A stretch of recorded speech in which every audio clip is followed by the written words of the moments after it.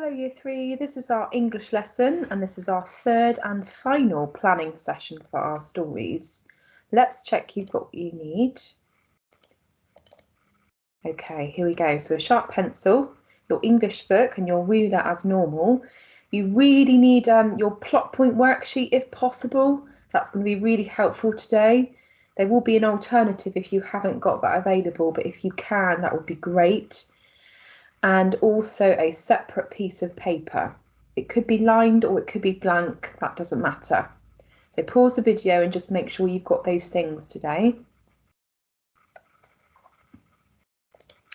Okay, can we just jot down the date and LO in your English book as normal and underline it with a ruler?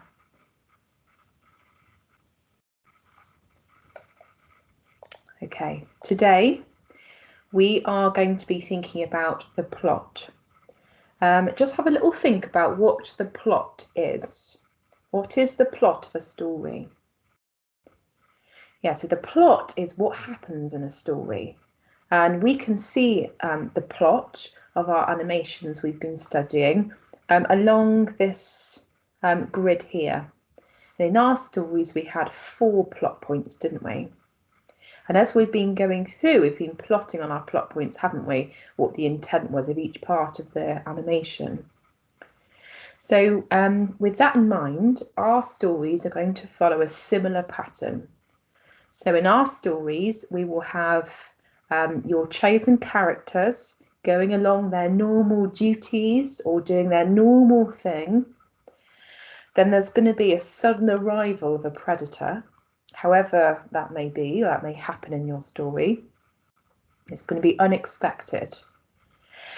But luckily, the leader of your chosen characters are going to quickly form a plan, and the leader really needs to take control and help save the group, the tribe, whatever's happening in your story, and teamwork in the end is going to help save the day.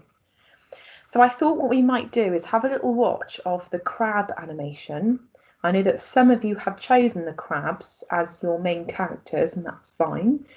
So let's watch the animation and just see if you can follow through this plot as you're watching. Okay, we should have the calm and organised crabs doing their thing, the sudden arrival of the predator, the quick thinking of the leader, and then the teamwork and what happens in the end. So see if you can follow that plot as we're listening to the animation. I will make sure the sound is working for you today. So give me a moment to set that up now.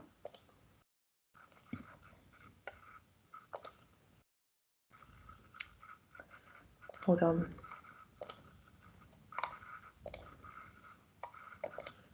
Okay, hopefully your sound should work this time. So have a watch, see if you can follow the plot. Watching carefully.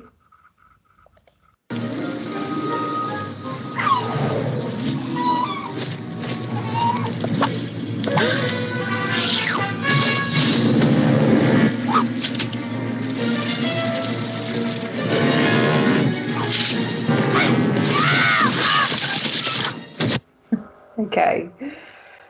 I hope you managed to track the plot there. I certainly did. It's quite a simple one, really. Fab. Let me just pause my sharing for you again.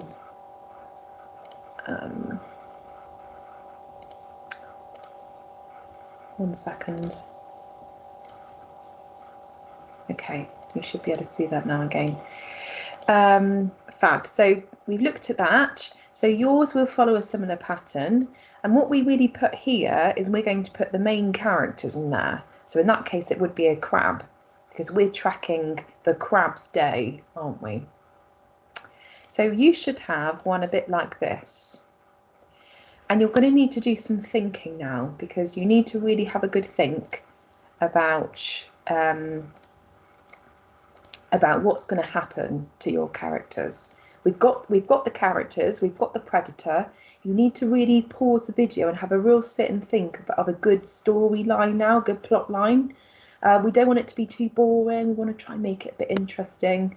It needs to form a very similar plot to what we've watched, but obviously it's going to be different in your story because you're going to choose different characters, unless you chose the crabs, in which case you can just jot down what the crabs did. And what we're after here is we're after the main characters here. And then what I want you to draw, a bit like a story map, what's going to happen in your plot here. Draw the picture here of the sudden arrival of a you'll need to fill that in.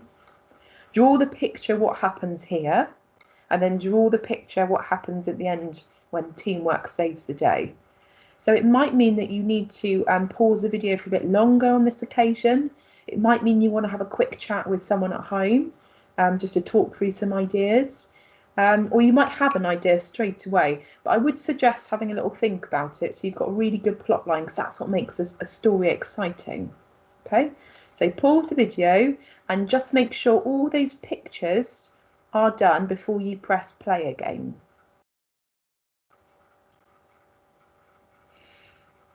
Okay, right, I'm hoping we've got our plots ready now.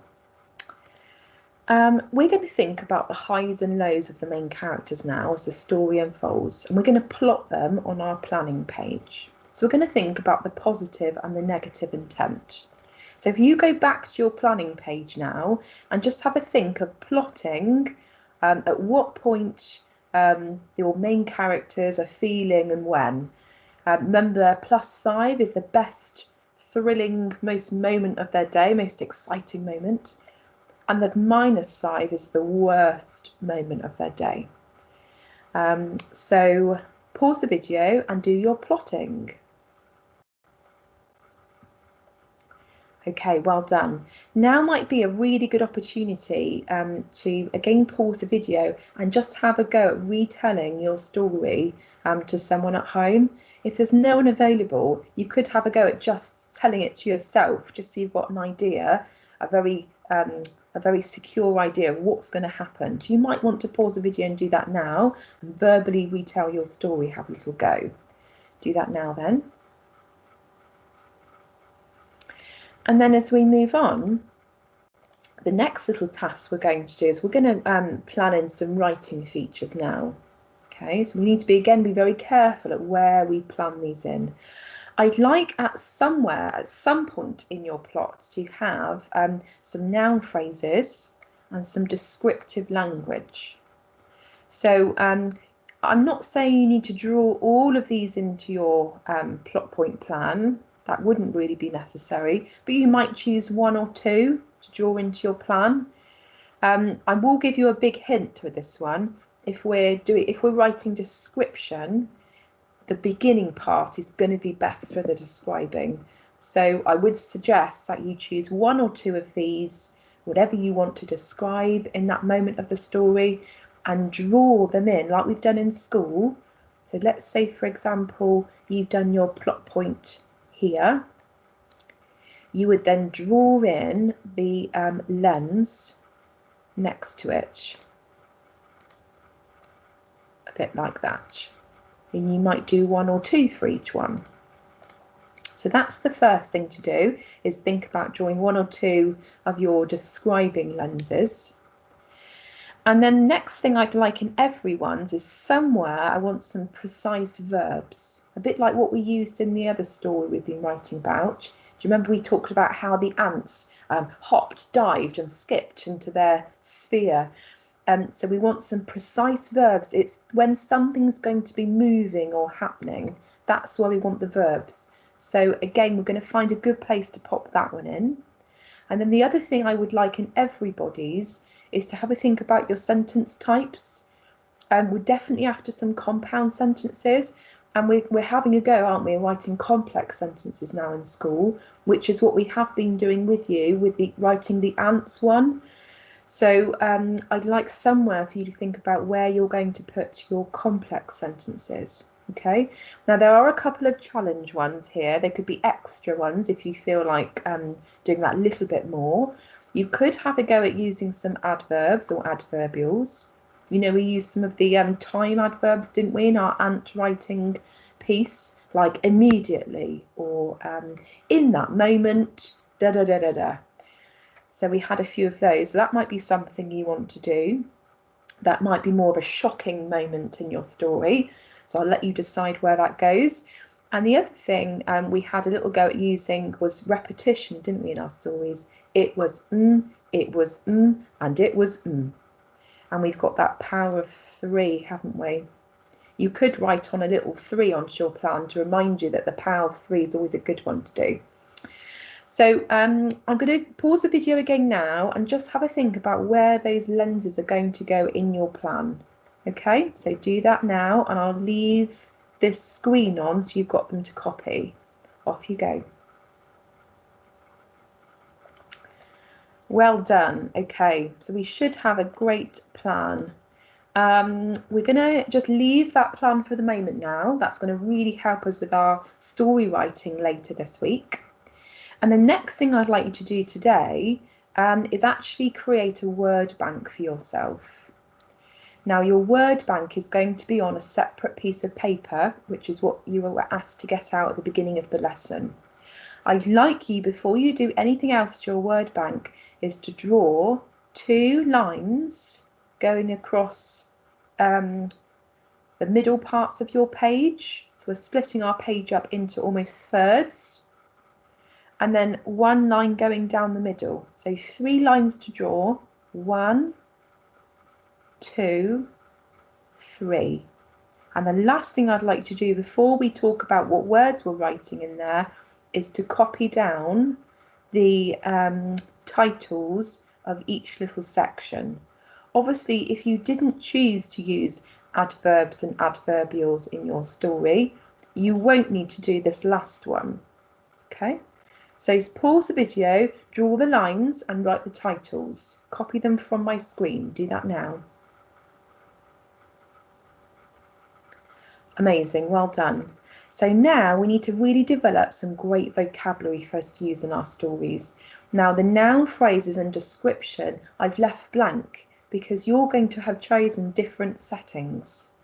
Some of you might have chosen the ocean, some of you might have chosen a garden, some of you might have chosen the fields. I don't know, depends what your characters were.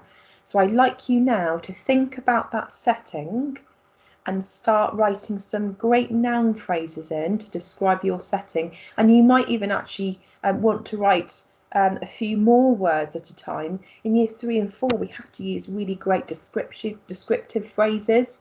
So if you have a really lovely few words to describe the sun setting, perhaps, or something really great in your setting, you can include that now. And don't forget to use a thesaurus or a dictionary to help you if you've got one of those at home, and some great vocabulary. So we're not after, adjectives like red or big. We want much better words than those now we're in year 3. So this word bank is really to help us with ideas when we're writing.